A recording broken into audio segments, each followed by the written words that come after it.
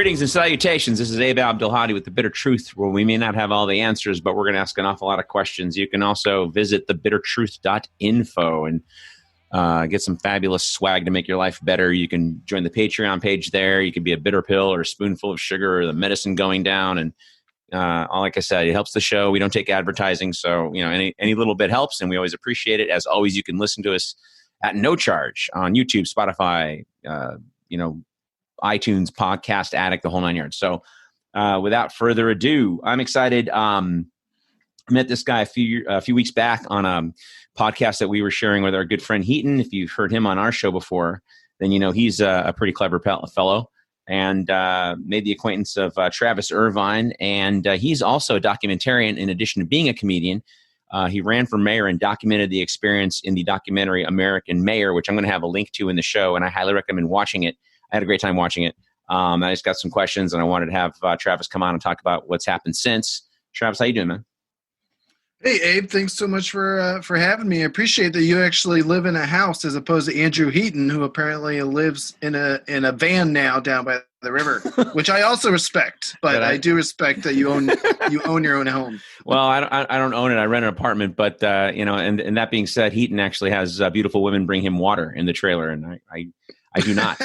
So well, there you go. So that's one benefit. One benefit of one benefit to living in the trailer. So yeah. So let's jump into it, man. So just kind of I mean, obviously, I'm sure you got thoughts about what happened at the bake sale at the Capitol this weekend. What were some of your thoughts on that? Well, I'm a big politics nerd like you, so I was watching the rally on OAN because that's the only network that had the chutzpah to even put it on the air. And I was texting my friends just watching the Trump children. I'm like, boy, these Trump children are deranged. And then I'd flip around and the news would go to the electoral count process, and the rally ended and whatnot. And then slowly, it's the first time in my life I've seen two news events I was watching converge and collide, and it all happened in real time. And yeah. I mean, that's kind of still where my mind is at. The post analysis of the deconstruction of democracy or constitutional republic, so on. I don't know necessarily that I've formed my thoughts fully yet on it. I'm just still pretty much living on Wednesday in disbelief. And then, of course, like any good political news nerd, I stayed up till 3:44 a.m. when the votes were finally counted in full, and Mike Pence gavelled his way into the history books. Really, that's the most presidential I've ever seen that guy, and I don't even like him. I don't like him. I mean, he's always struck me as a real ideologue, unlike Trump, who's sort of whoever was in the room with him last is whose opinion he listens to.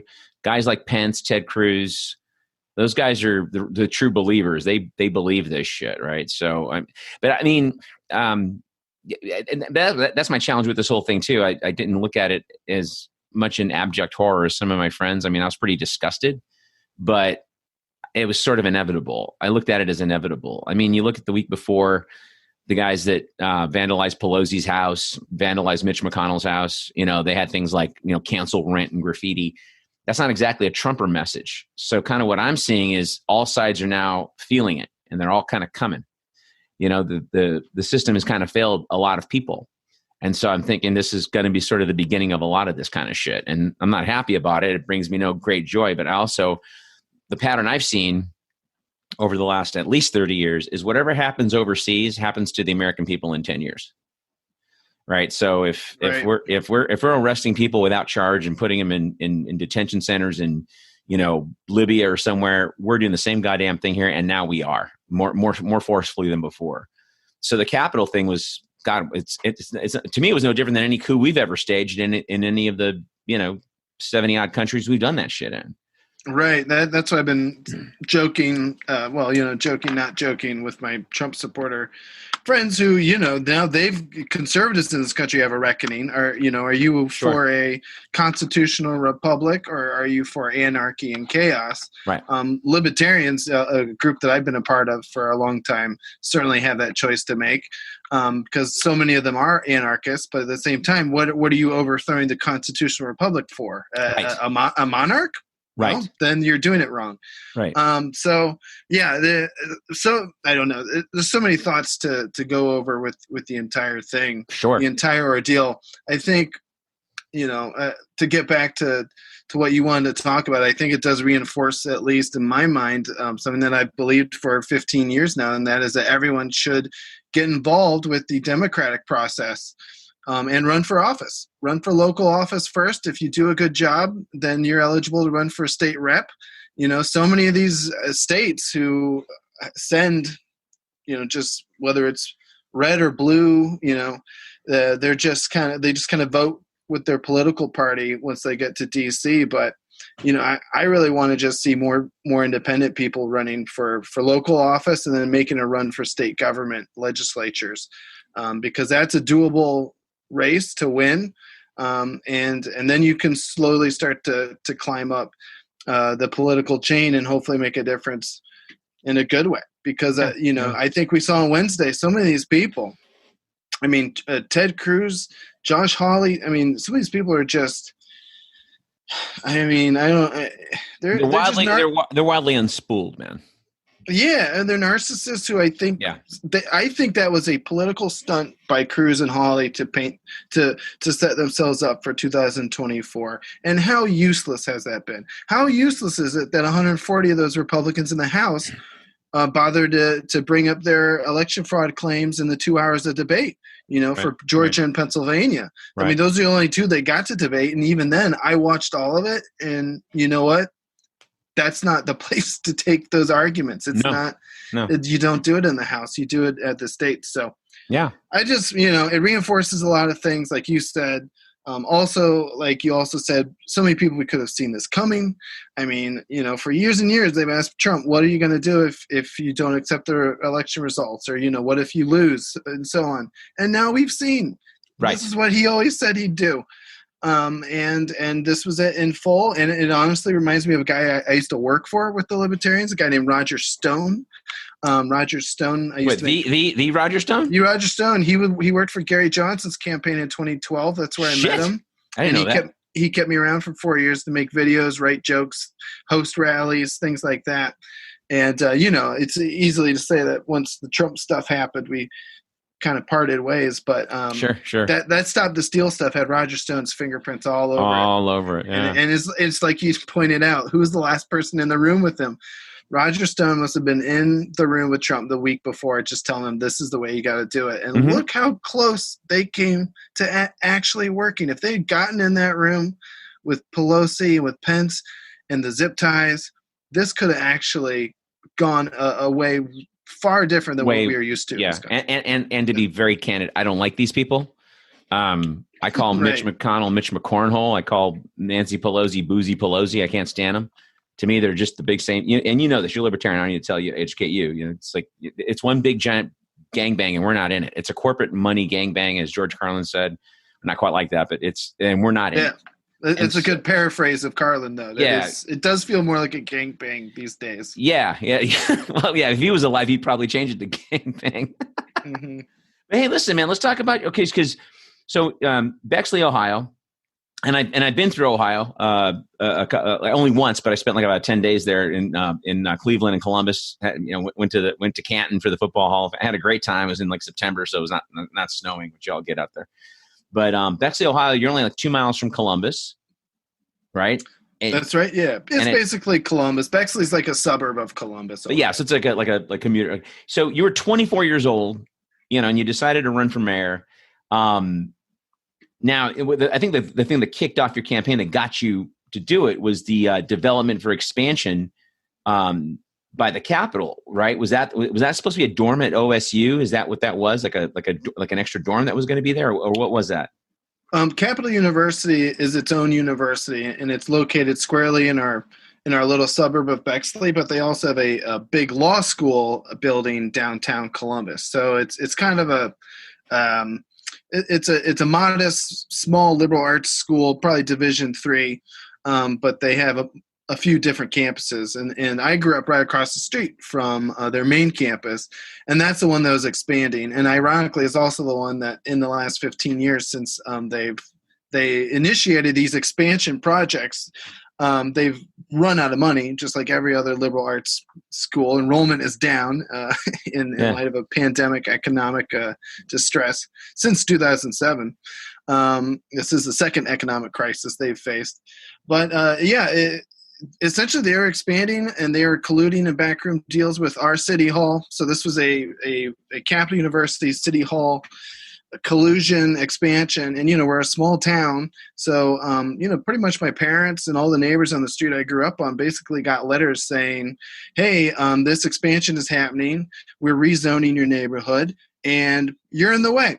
And that's, this is right after some of the eminent domain decisions that came out of the Bush administration. So a lot of people are really freaking out, and then here I am coming back home from college throughout all the years, basically watching the neighborhood I grew up in slowly disappear. So, I basically, 24 years old, just got back from working in the Bahamas. So as a white guy with dreadlocks, the only haircut that's offensive to all races. So I'm sorry. And, but I didn't know what I was doing, but I had, you had that one shot in your documentary though, man. It was fucking classic. Cause you weren't stoned. I didn't think you were stoned. I thought you were not stoned, but you're sitting there barefoot with a Bexley t-shirt on and you had the dreads going and you're just kicking it. You're leaning back, your legs crossed, and the guy could see that you're barefoot. And it just seemed like that. I think it was a reporter you're talking to. He just seemed really bugged about the dreads and stuff, and didn't hear a thing. It seemed like to me that he didn't hear a thing that you were saying just because the dreads were so whatever, right? Yeah, I would say that was the case, not just with reporters, but also people when I was going door to door. Yeah, so that that's one of and I just started doing stand-up comedy too in college, and basically was trying to grow as a comedian and as a political candidate and as a filmmaker all at the same time at 24 years old, just being kind of a loser moving back home. That was a whole nother thing with millennials at that time. Right. In 2007, a lot of us were just moving back home. And after college and staying with the parents, figuring out what's next. But in my case, I decided to run for mayor while I was doing it. And, right. And again, as you can see in the movie, American Mayor, by the way, it is available at AmericanMayorMovie.com. It used to be on Amazon Prime. Amazon purged a bunch of non-HD content in the summer of 2020, in addition to everything else, in addition to Jeff Bezos making billions and billions of extra dollars. They kicked off indie artists' non-HD movies. So you can see the movie at AmericanMayorMovie.com. And, what we try to show is it's just a 40-minute short documentary, and even a kid with dreadlocks, which maybe doesn't know everything about running for office, even by doing so, what we try to show with the movie is that you can make a difference, at least in local politics. It is still possible. You don't have to storm your city hall. You pretty much just gotta write them a stern letter. Well, I mean, here's the thing too, is like the Black Lives Matter protest, wherever you're at on that, I actually had no problem with that, especially after I saw a lot of video footage where, and unlike this Capitol nonsense, the cops actually incited a lot of the violence that did happen with those BLM protests, right? But, we had very savage protests here in Columbus, Ohio. In fact, we had two nationally known cases to close out 2020. Two more unarmed black men were shot right here in Columbus, Ohio. One by Franklin County Sheriff Deputy, one by Columbus Police Department officer. So we are still dealing with that here. And yes, I'm absolutely, libertarians are absolutely on the side of the protesters in this. Your taxpayer dollars should not be going to any government official who has a legal right to kill you. And that, it's, so whether it's defund the police or reform the police, whatever it is, libertarians are behind it.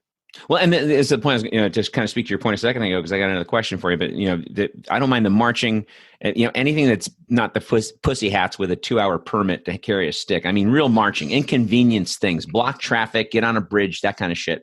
But when I didn't get, in your documentary, I didn't get a whole lot, except for the eminent domain and the gentrification issues, which you interviewed some people that were, they're pretty painful interviews to watch, that, they just kind of felt like they were just being swept aside and didn't matter if they owned their home or not. Besides the eminent domain issue and gentrification, what were the other policy platforms in that campaign? Because I know you got a little, after you showed up to that town, or not town hall, but was it a town hall? Yeah, we Yeah. had a couple of town halls. The one that we videotaped and featured in the documentary was easily the biggest and the best one. That one was featured on local TV and local radio. They had recorded and replayed it. Yeah, because you did really well, and it seemed like you got some traction, at least in terms of just credibility and people taking you seriously after that appearance. But even in that clip, you didn't really get into your what your policy platform was aside from the gentrification and eminent domain. What were some of the things you were running on?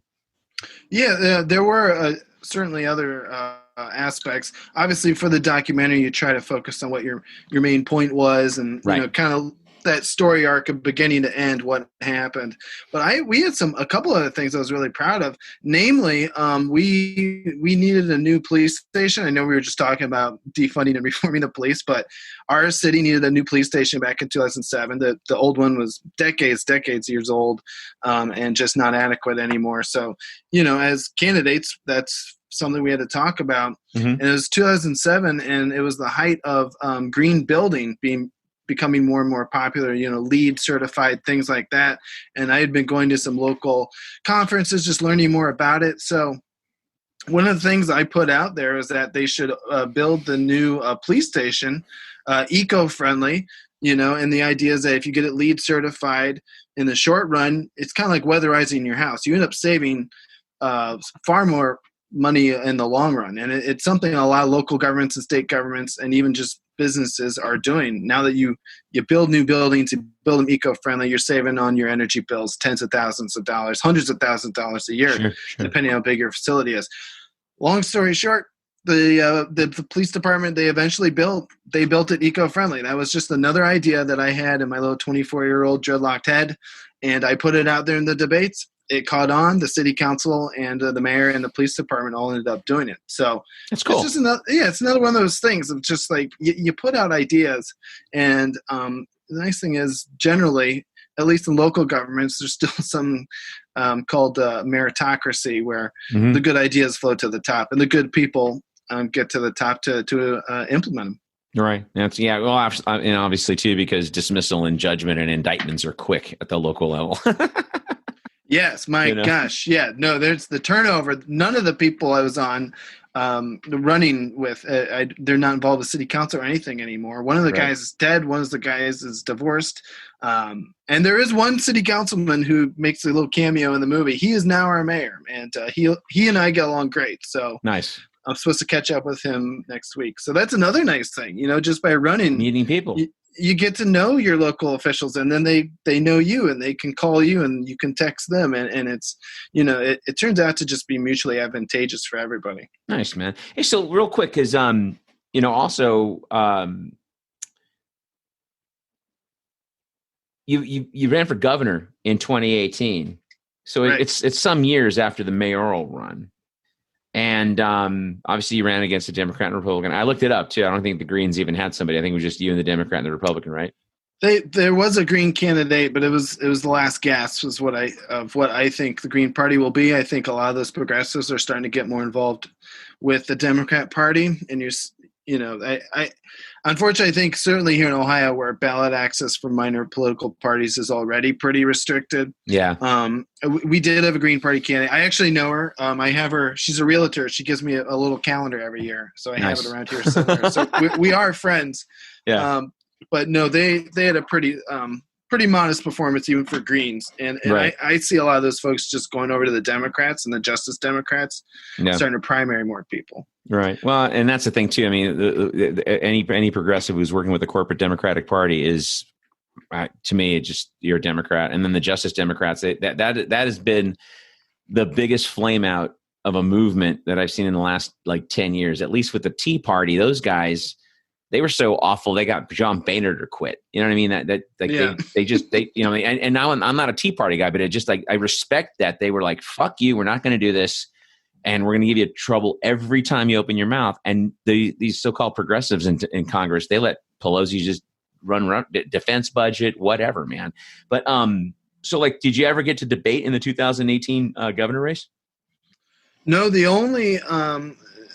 The only meeting I had with the big Republican and the Democrat, and by the way, the Green was invited to that meeting, but she declined and met with the editorial board separately. But it was the editorial board of Cleveland.com, the plain dealer, pretty much one of the stalwarts of journalism here of Northeastern Ohio. Yeah, sure. And it was, for us, it was a big deal. In fact, they sent us a couple of emails about joining them, and we thought they were going to try to rig it so I wasn't in with the Republican and the Democrat. But when we followed up with them, they said, no, actually, we would like them in the room with the Republican and Democrat.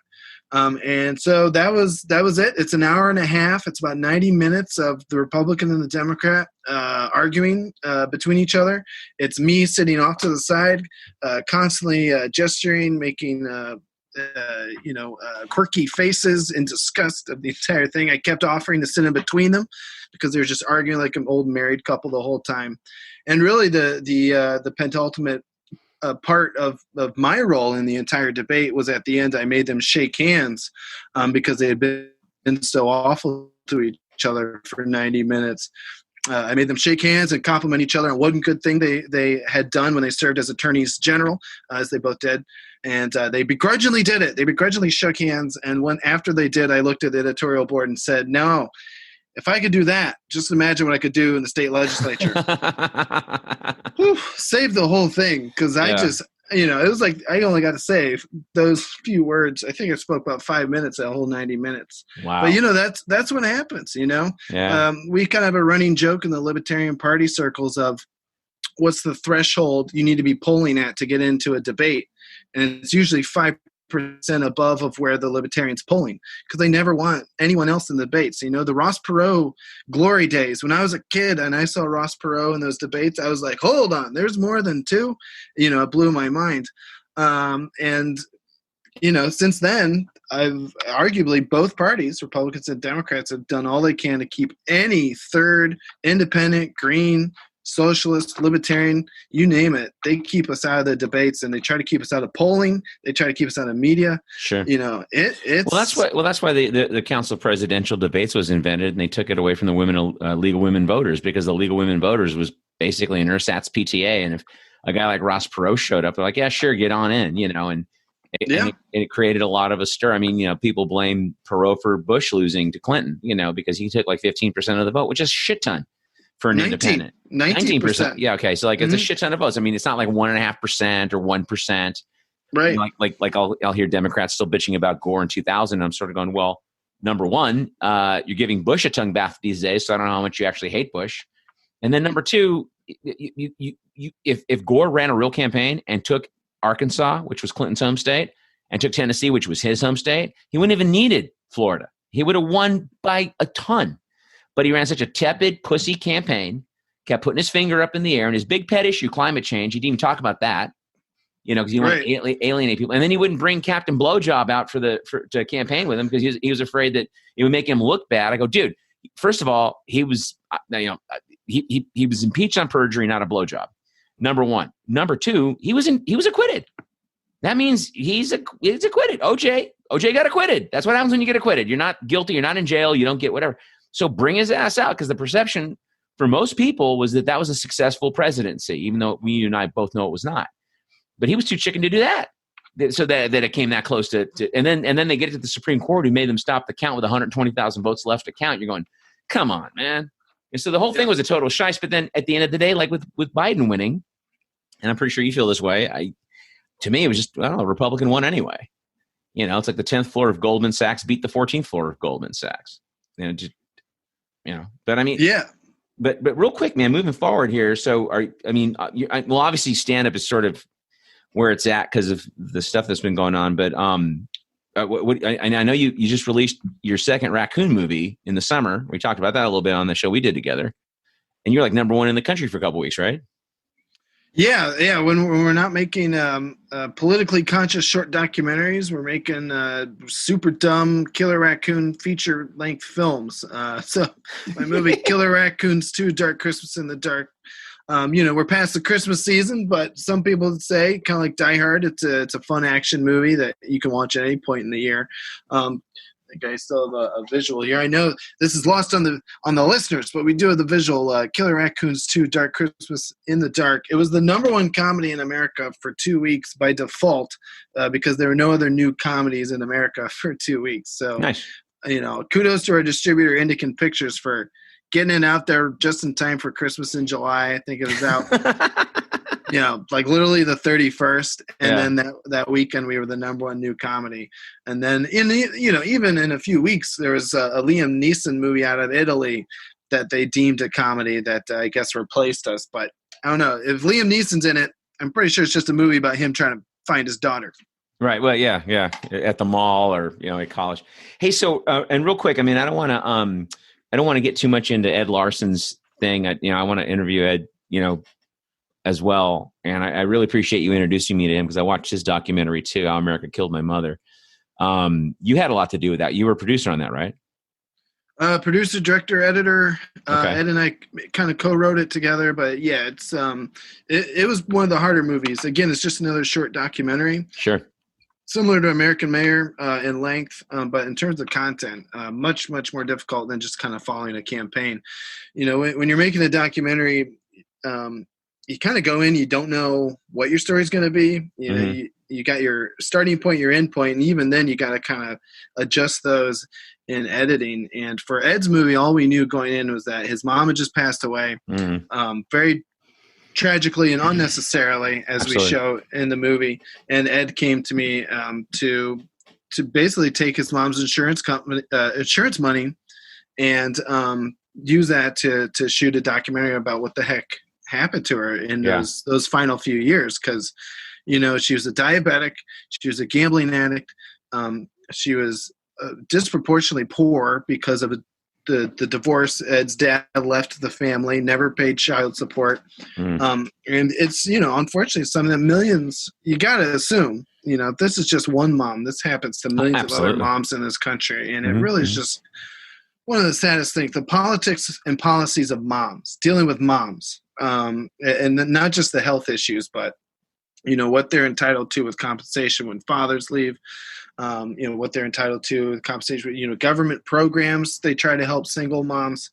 But is that enough? And I think that's what we try to show, is that no matter if it's government programs or corporations, nobody's doing enough to just take care of people, to just listen to them and take care of them. Because arguably, if Ed's mom had kept a diabetes machine, if she had a bank that was not so forceful in their overdraft fees, and if she did not have such easy access to a casino, living in New Jersey, she would still be alive. Yeah. Well, and then that was the thing I saw too when I saw that. Which, it reminded me of I don't know if you've ever read Chris Hedges' book America: The Farewell Tour. I have not, but I am a fan of Hedges. Just his political commentary on Julian Assange has been top notch. Yeah, he's tits. I've read all his books. Been following for probably like 20 years. I said it's 20 years. He got on my radar when he got kicked off the New York Times for talking about the Iraq War. And I heard the name, kind of knew who he was, but then they kept playing that speech he did at that college over and over and over, and calling him a commie and a pinko and all this shit. And I was going, well, actually, he's not wrong.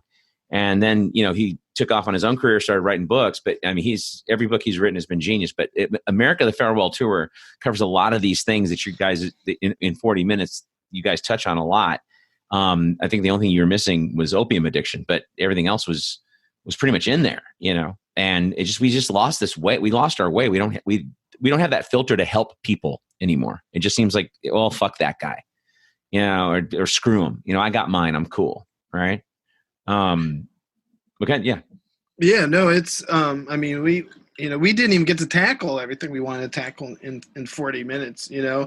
And everything does end up leading to some type of corporation or big money interest paying off politicians to keep these policies intact, right? Who doesn't want diabetics getting $3, it's like the Bernie point that, again, even as a libertarian, I loved a lot of the points that Bernie would make very often. I donated to him. A lot of my libertarian friends are mad at me for liking Bernie so much, but I'm like, he's making a lot of sense. Yeah. And, in terms of insulin, for example, it's made for $3. It's sold for $30 a bottle in Canada, $300 in America. Well, who does that benefit? Why is that policy in place? Right. Who doesn't want the Medicare. As soon as Ed's mom turned 65, Medicare wrote her a letter that said they were no longer covering her Diabetes machine. Diabetes machine. Yeah, the one that would beep and kept her alive. It was like an extra $800 for her to even have it through them. So there's another government program that's broken. And then who's allowing the banks to just hit people with overdraft fees? It's like the old Louis C.K. bit. I know we can't talk about Louis C.K. anymore, but he used to have that great. Oh yeah, we can. No. Yeah, you and me, we're cool. You go ahead. We're okay. We're allowed. Yeah. Okay. Yeah. Well, he had a great bit back in the day about how banks would fine you if you didn't have any money, and it's the perfect one of those bits. It's just like, oh yeah, that doesn't make sense. Yeah. But it's absolutely true. And you take the one step further. It's our money. We lend them. Right. Yeah, exactly. To loan back to us at interest and charges fees if we're overdrawn. And, and to some people that could be crippling. Well, and we pointed out, just a lower third we had to include as kind of like a post note. But TD Bank, which is where Ed's mom banked, was eventually paid back $70 million in overdraft fees to people because that's the thing. I have like a credit union. It's like, okay, if I go over, they hit me with a fee. Let's say I got no money and I go over my checking account, they hit me with a $25 fee, but they only hit me with one. TD Bank hits you with 1, 2, 3, and they're allowed to do it. They'll cash as many checks as come through and fuck you on the fees, and that's a lot of banks.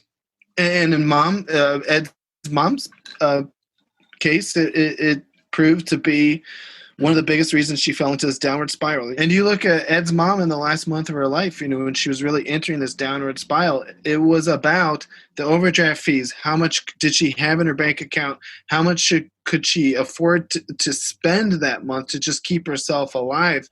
And that's what really did her in, just mentally, physically, she tired out. And that's how she died in her sleep. Again, because she didn't have that diabetes machine to beep and wake her up to inform her to, drink some juice or take some insulin. Right. And see, and when I was watching that, I was just like, $800. That's nothing. That's nothing. And you see, you rarely see Medicare pull shit like that, but I guess lately they've been fucked too. But definitely with big insurance, they pull that shit all the time. And then people wonder why you get mad. And I'm kind of, my day job, I work, in employee benefits. That's my gig. I don't sell health insurance. I work with something else. But I see this stuff all day, every day. I hear the language all day, every day. Blue Cross just raised their rates 28% again this year. And that kind of thing. And then finally I had this one employer last fall, and everyone got pissed because they had the same plan for 20 years. But for the last 5 years, they were getting 28 to 31% increases. The first 2 years, he picked up. It's a company of 500 people, and he picked them up. And he's like, I can't do it anymore. He goes, and my choice was to hit you with another $4,000 increase in premiums for this year, which I know most of you don't like, or we just change plans. He goes, and guess what? My doctor of 20 years is not in the new system. So we either suck it up together, or, we just pay another, you guys can pay I'm not paying this increase. You all pick it up. It's $4,000 a year to each of you. And everyone just raised their hand and said, okay, cool. Good, thanks. Cause what could they do? And so these guys do that. So it's a flawed, predatory product with no regulation, no control whatsoever. And these fucking guys, they contribute to the Congress, like you said earlier. They buy off their congressmen, their politicians, or whatever. And then it's just a broken system where they loan our money back to us at interest, but they get it for zero interest, right? But no, man. Like I said, I want to get Ed on the show eventually, but I just wanted you to touch on it a little bit because I knew you were at least a director on the thing, and you guys did a good job. I mean, and I got to tell you, like 40 minutes, that must have been hard to do, right? Because you pack a lot of info into 40 minutes, but then that there's so much more that doesn't get in there. Was it for attention spans, or why did you do 40 minutes? 40 minutes it's the short documentary length that we felt this story could be packed into. Any time I've tried to do, we actually had a longer version of American Mayor, the movie where I run for mayor of my hometown. And I found, especially just in my world with documentaries, the 40-minute route tends to be better. It's better to leave them wanting more Right. and wanting to look more into it than kind of exhausting the subject matter. And Ed and I, that was super hard, especially for Ed, because it was so personal. Sure. It's his mom. It's his dad's in there. We tackle a lot of stuff, and really it just came down to what are our best 5 second, 10 second, 20 second. You start to really just grab the best pieces, if you will, and try to include them. But you're absolutely right. It was tough. We didn't even get into payday lenders who did and same deal. We got the big problem here in Ohio. They contribute to politicians' campaigns, and therefore they're still allowed to exist and loan people money at like 200% interest, some crazy stuff. They just create these holes that poor people can never get out of. It's honestly one of the saddest things, and other people have said it more eloquently, but it becomes a new form of indentured servitude. It's kind of like the student loans or anything like that. Sure. With payday lending and these casinos and the debts, it just puts some people in a downward spiral, and often they don't get out of it. So right. all we try to do with this is just raise the awareness, get people thinking, but it reiterates a lot of the political movements we see happening in this country, Abe. We've got to start treating people better. We've got to start respecting the working class, the middle class, the lower classes, and this predatory behavior from the people at the top has got to stop. Well, my dad's Palestinian, so I'm first generation here. My mom's from Brazil, so I get kind of a firsthand, view of what goes on in other parts of the world, and the countries and the cultures that are failing spectacularly are the ones that do the opposite of what you just said. Their thing is not to help people. And when I say that, you'll have people more right wing or whatever say, well, what do you want, like government programs? I pay taxes. I don't have any kids. I want daycare for parents. The 0.2 percentage point that my taxes go up, I save a family $25,000 a year. That's called lifestyle. That's called improvement of their life. It's like some parents can't afford to have a person work because it's $25,000-$30,000 for daycare. They got to wait till the kid goes to kindergarten because they can't afford daycare. Right? It just goes on and on and on. And these are things that other countries, why can't we have nice things? So I'm with you. I'm with you. And honestly, I had last weekend I was getting beers with a buddy of mine, and he's avowedly anti-libertarian, and every time it comes up, he's like, oh, well, Ayn Rand. I said, you know what, dude, I know a ton of libertarians that are not about that shit. And I also would vote for libertarian over a Democrat or a Republican any day, because I could find 5 things on the platform that I agree with. Right. Same thing for the fucking Greens. I'll take a Green over a Republican or Democrat any day of the week. Those people do not vote in my best interests. I don't want our kids going to war and killing orphans. Right. I don't want our kids getting killed for shit. Our freedom's okay. I'm 57 years old, and we got a few minutes here. I used to do this until I was about 45. I'd be at the airport, right, and I'd see a trooper, and I'd buy him a beer. Right. And I used to do that shit. And then he reserves, even though I knew he wasn't really serving us, but he thought he was. So I was like, well, at least he thinks he's doing the right thing. So I'll just, flip him a beer and, whatever. Then it kind of hit me. It's like, no, I'm just encouraging your behavior. I'm further contributing to the fetishizing of the military, where you go and you become a hero and you die a hero and you are a hero. It's like, no, you're a hero for Exxon. You're a hero for corporate interests. And I hate when I see these parents, crying about their kids, because I'm like, your kid died for nothing, man. Yeah, it's when I was in college, it was my first wake up call. I turned 18 in August 2001. And, 1 month later, the world was a very different place to be an adult in. Mm-hmm. I mourn for my generation. Just, we never had a chance to live in what I would say was at least a more free world. Everything right. since post 9/11, everything's just been infringement on liberties and just a restriction on what you can do, and just more and more government,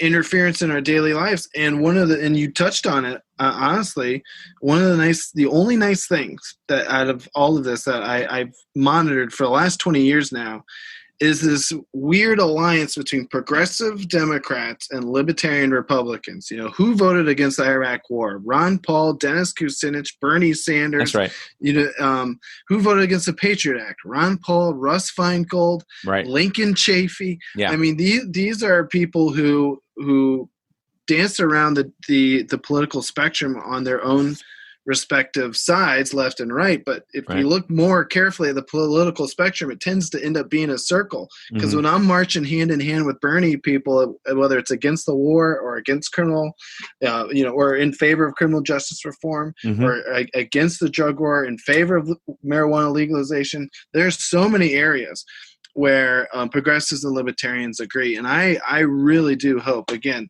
to get back to just urging everyone to run for office. I think this new generation is going to be all right if we can start to get more progressive Democrats elected, or if we can get more libertarian Republicans elected. I mean, the conservatives, again, like I said earlier, they got a big old choice facing them right now. Yeah. And so I think you're going to see on the level of what Bernie created, this is what Trump's created for the right now. Yeah. And like you, I vote anytime I got a third option, independent, green, libertarian. Yeah. I automatically tick that box because I just want them to have that support. I do not care if it's a swing state and a swing race. Yeah, I don't either. It's like, put your tears elsewhere. They're lost on me. If I'm very supportive of any third political parties, any sense of common sense that we can have in our democracy these days. I'm all for it. So I urge everyone to get out there. And as I said before, if me as a dumb 24-year-old dreadlock kid can get involved and make a difference on the local level, you can too. And that's where it all starts. That's where most of these guys start. And we just got to work our way up and do the right thing. Awesome, man. Well, Travis, I appreciate your time. I appreciate you coming on. And I knew this was going to be fun. Based on the experience we had a few weeks back on Heat and shows. And then when I saw your movies, both of them, the one American Mayor and how America Killed My Mom, mother, just really good stuff, short and sweet. Folks, my guest has been Travis Irvine. Again, the documentary American Mayor. I'm going to have the links to that up on in the description of the show.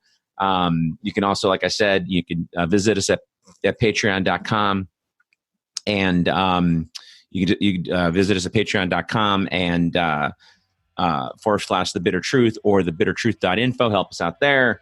And again, guys, if this stuff makes you uncomfortable, it's supposed to. Sleep tight.